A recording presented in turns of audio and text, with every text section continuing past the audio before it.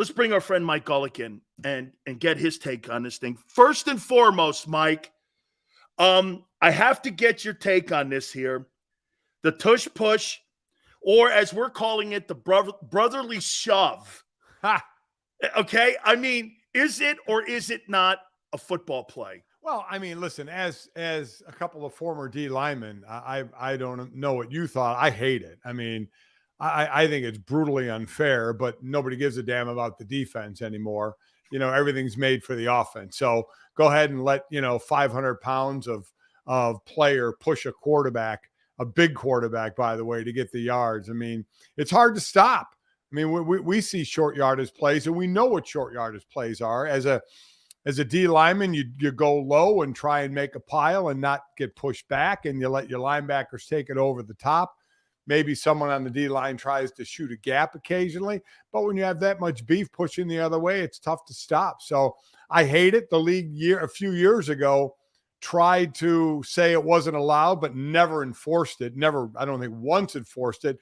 And finally, they just Pontius Pilated it and washed their hands of it and said, screw it, go ahead and do it all you want. So their success rate is, I think, in the 90 percentile. 92. 92, yeah. So it's not going to go away. The league isn't going to outlaw something that is working well for the offense. It's funny, Mike, on extra points and field goals, you can't use a leverage play. Right. And you can't jump up, but you can, with this play, push a guy from behind, and they don't enforce it that way. I think probably when you get Rich McKay and those guys together in the competition committee, they'll probably come up and go like this. You can't help the running quarterback because they are pushing and pulling the guy across the line of scrimmage at times. Yeah, the one thing they're not allowed to do, they're not allowed to pull. Now, again, will that ever get called? Who knows? Goddard did it last week. He pulled him across the first line. And that you're not supposed to be able to do. And like I said, the leverage play on a field goal block or something, again, that's defense. So we kind of lose. We just have to accept that at this point and understand that's going to be a play of the Eagle. I'm surprised more teams don't use it, in all honesty. Jalen Carter's play, I said this on draft day, Mike. I think he's got Jerome Brown talent. I think you're looking at a kid that obviously the issues that around the draft time and the combines, kind of maybe scare teams like Chicago away. But everything that we've seen so far, and just get your thoughts on him, how he has just been a force so far. I mean, this guy looks like Quentin Williams out of the gate. Just your take on him. Oh, listen, we knew his on-field attributes. It was the off-field stuff that started making people shy away, where there were two, D linemen, but edge rushers, right, taken before him. Yep. Tyree Wilson and Will Anderson. Now, I know it's a different position, edge rusher to interior player, but this guy is it's like one of those things if you draft over, would Jacksonville take Aiden Hutchinson now? Because that guy has been playing incredibly well. And now Jalen Carter going 9 seems awfully low considering his talent. But we knew his talent on the field. That wasn't really the question. And he is, that defense with him and Jordan Davis in the middle, Fletcher Cox still doing his thing at his age is just devastating. But Jalen Carter right out of the gate, he just collapses a pocket. He pushes a lineman back on a running play, so a play that's supposed to go between the tackles now is bouncing east and west, which lets your friends come in and make the play. He is on the field as advertised. Mike, when you get a change in coordinators, Theismann said something yesterday to us, and I wonder if you subscribe to the same theory here, that you can have the same playbook, Mike. You can have the same fundamentals on what you're trying to approach each and every single game. But this is the difference in play callers. Situationally, you have a guy that's got more of a feel for the game, more of a feel for the quarterback. Like when Frank Reich had to make plays and had to make play calls for Nick Foles versus Carson Wentz to win a Super Bowl in that transition. Do you subscribe to that? And maybe that's why we're seeing a little bit of the struggling in the passing game for the Eagles. Oh, yeah. Could be without a doubt. The one thing a coordinator and a quarterback have to be on par with is the most things the quarterback is comfortable with. Look at the situation in Chicago, Luke Getsy and Justin Fields. They're so not on the same page. I called a couple of those games last year, and the not calling of things that work to Justin Fields, strength blows my mind. Now, it's different in Philly where it's going well, but it's not the offense that we saw out of them last year by any stretch. But it'll grow. It takes more of that relationship of coordinator and quarterback, of getting comfortable. That's what they do during the week. What plays against this particular defense? What plays do you like? What plays don't you like? Then what plays are you comfortable with given situations more than others? And then it's just a matter of the chess pieces moving on the table of when you call those plays. Mike, I said that last year, and as you know, remember when the Wildcat came in, Mike? Nobody had a playbook on it. Yeah. Or Mouse Davis's offenses, nobody knew what to do because he was trying to spread you out, do all this and that.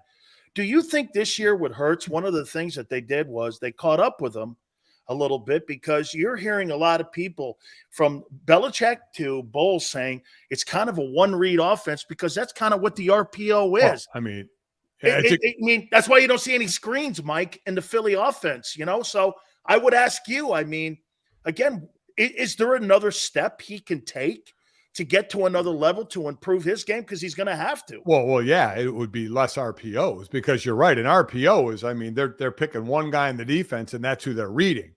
Everything is based off of that. It's like back when I was in Philly, we ran the Buddy Ryan's 46 defense, right? We put Reggie on the nose. Me and Jerome or Mike Pitts covered the guard. So Reggie was basically one-on-one. You're out. Your perimeter could be a little, suspect at that point, but it worked. And then offenses learned what to do against it. Run the corner a little bit, run off the ends a little bit. And you learn whatever works, you find a counter for it at some point. RPO is kind of a one move thing, right? Yeah. And so you figure that out, and then you have to be ready to adjust. So yeah, that's the hot thing right now, and they run it well, not perfectly, but they still run it well. But teams figure it out. Listen, the defense watch film too. They know, okay, they're reading this guy in the RPO, so let's bait with another guy because we know where they're going to go with the ball. If he pulls it, he's going to pass it. Basically, you know where it's going to go. So you bait, and try and get the quarterback to make that throw and take advantage of it. So yeah, especially something that doesn't have a lot of intricacies to it, you can start to defense it a little better, and then it's your job as an offense to start to, do what's next. Because I heard you talking before I came on, you do things for the division as well, right? Because you play that team twice a year. I remember the late, great Fritz Shermer, defensive coordinator, one of the greatest, when he was in Green Bay, basically saw other teams in his division getting big wide receivers, i.e. Randy Mosses. And he said, we need to draft bigger corners to match up with that. We have to match up in our division first, because the division is the thing you can figure out the most, because you see those plays executed time and time again, and the same personnel a lot of times. So it's just a matter of really execution on the field. So if you have a situation where, in RPO, again, we know what's run there. Read one guy, give the ball, don't give the ball, get rid of the ball. So you eventually figure that out. So like I said, you got to be ready with the next thing, the next iteration of whatever that's going to be. See, to me, that becomes predictable if I'm a coordinator. And I think that's what's coming up here, and why you're seeing A.J. Brown on the sideline, Mike, talking to them, or Goddard saying, hey, I'm not really happy with my position in the offense. Then they go back to their run game. Mike, I said this week, maybe you disagree with me. I don't think you can win a Super Bowl with a one-read quarterback and a one-dimensional offense. No. And to me, Philly's got to figure this out. It's not about being 3-0, Mike. This is about the last game of the year. Yeah. This isn't about now. It's about later. It's not where you start. It's where you finish. And I agree. Just like nobody's winning a Super Bowl, the league has changed. Nobody's winning a Super Bowl being a running team. Nobody's winning a Super Bowl on a one-read team. I agree with that. So they're going to have to, and obviously I'm sure there's other plays that they run, but that's their bread and butter, and we all understand that. So yeah, I'm with you. Things get figured out. You have to be a little more versatile. You have an excellent defense as well that's going to help you, but you got to be a little more versatile. In the running game, they do that well, obviously, because they proved you don't need that great back every year. They had Miles Sanders gain over 1,200 yards and let him go, making $6 million a year in Carolina. And now look what DeAndre Swift is doing after he gets a chance when Gainwell gets hurt. Plus you have Hurts being able to run the ball. So that's always, while the RPO is that bread and butter pass game, your running game is what's going to help you. You can't win alone on the running game, but it really can open up the passing game. Not the RPO I'm talking so much as play action can do, which is going to get the other receivers and ball catchers in play. Mike, Dallas, San Francisco, Philly. Who's the best team in the NFC right now? I would say the two most complete teams are San Francisco and Philly. I still worry a bit about the Dallas offense, and especially you have the guys on the old line. They missed 3. Tyron Smith at left tackle, Biotish at center, and Zach Martin, a walk-in Hall of Famer at the right guard. Smith's going to be a Hall of Famer too. So you miss those guys. I mean, look at Green Bay last night, missing 2 starters on the O-line. That O-line got devastated. So I think the depth with San Francisco and Philly are better. And then I think overall the San Francisco has more weapons that they use, right? With McCaffrey, with Debo, with Kittle, and with Brandon Ayuk, who has really stepped into his own this year. And then that's an offense where it's like, dude, Brock Purdy, you are a point guard. Get the damn ball out of your hands to one of those guys and let them do their things. They've been the leader in yards after the catch for the last couple of years.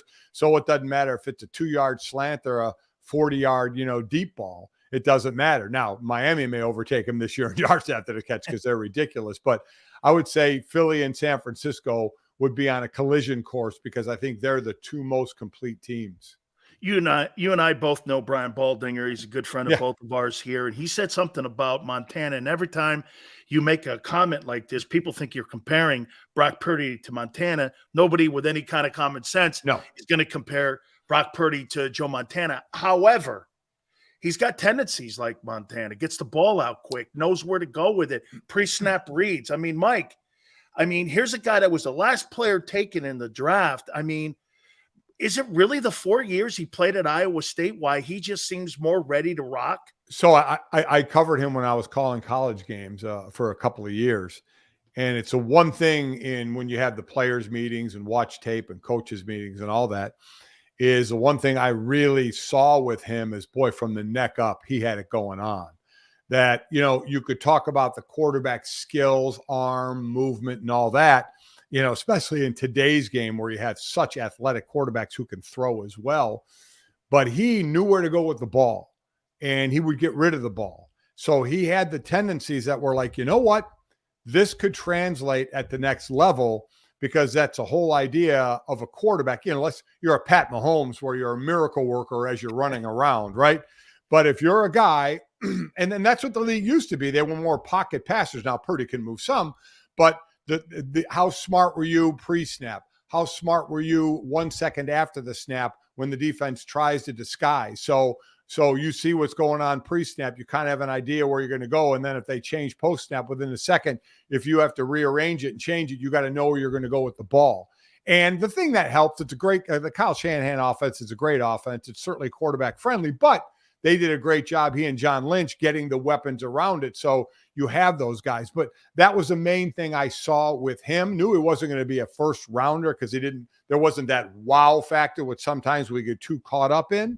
But he had the intangibles of this dude knows where to go with the ball. This dude will get it out as well.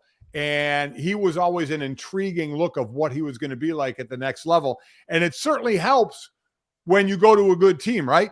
Oh, normally yes. The top quarterbacks go to awful teams, and it takes a while to see what you're going to get.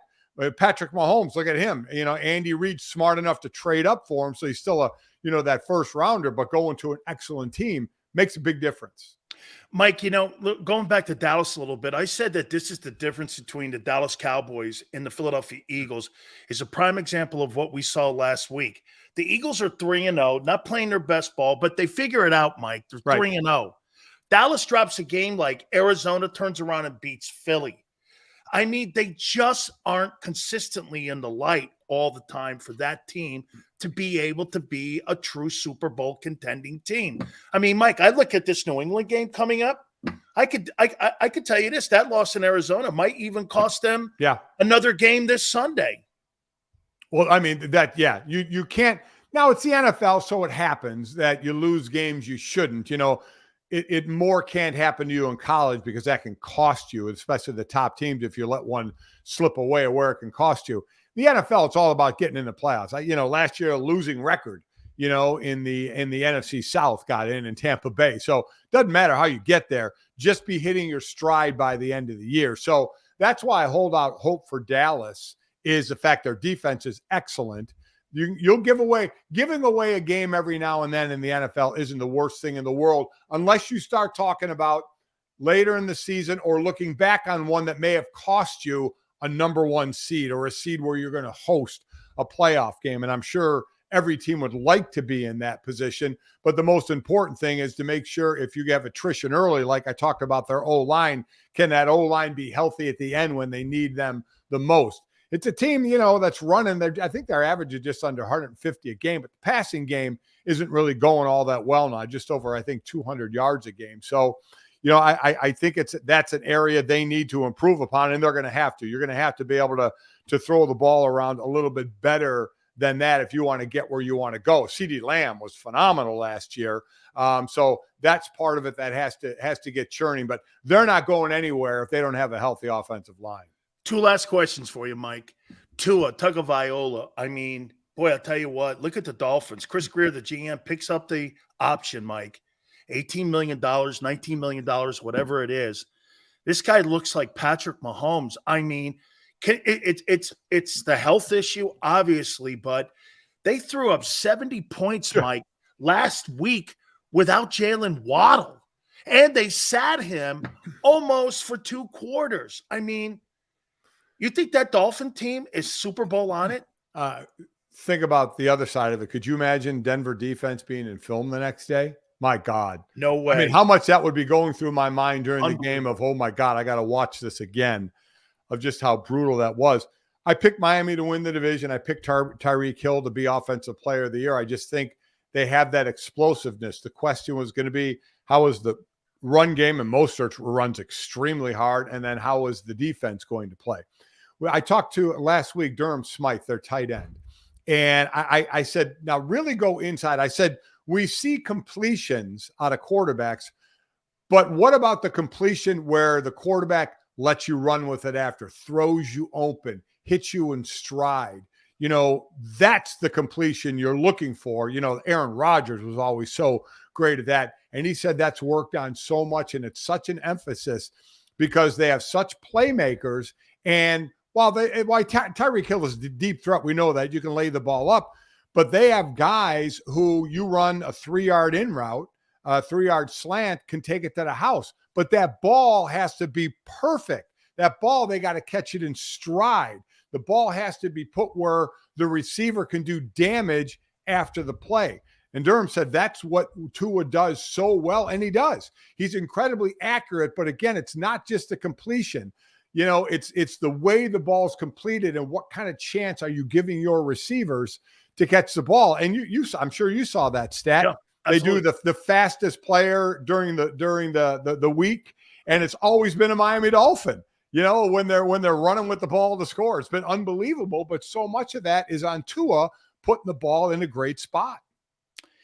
Finally, I've been asking everybody, Boomer Esiason and everybody who's come on the program, and I've been asking about what they thought of Deion Sanders. And I got to think, Mike, it's not – I don't know if you and I, as players who know who he is and what he's done and who he is and how he handles and conducts himself, but the way the guy's going about it and how he's changing the game, I mean, nil and transfer portal, I think coaches they're nervous about him because he becomes another obstacle in the process of trying to win a national title versus conventional, Mike. Just that's my takeaway. How do you see what he's doing? So we're in a new era of the portal, right? And free agency. Sometimes older coaches, like look at Dabo Swinney and Clemson. He has not bought into that at all.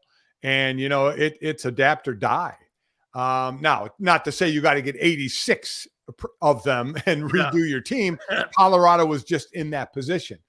I think coaches normally don't like the way probably Deion goes about his business. Deion's always been flashy as a player and now as a coach. And you know what? He's damn good at it. He was damn good as a player. Obviously, one of the greatest athletes to ever be part of our pro sports, a Hall of Famer. But now I like the way he's leading, guys. Is it a little showboatish and flashy at times? But he really mixes in the old school. Yeah, and he really mixes in the old school, which I like. So he's got, and the bottom line is getting your players to believe, and his players are buying in. Listen, when he talked about the whole "do you believe now" thing when they came out and beat TCU, my thought was, listen, what degree of belief do we want? Do I believe you've turned the program around and is going in the right direction? Absolutely. Do I believe that you're one of the upper teams in the conference or in the country? No, you're not yet. And Deion even said it after they got smoked by Oregon, and it'll probably get smoked by USC. He said, get us now. Now is the worst we're going to be. And I agree with him, because you're going to get recruits coming in, whether it's 18-year-olds or sophomores or juniors that are hitting the portal to go play to his school. For them to get where he needs to go, he needs to stack up on the D-line and the O-line. That's where they're getting absolutely manhandled.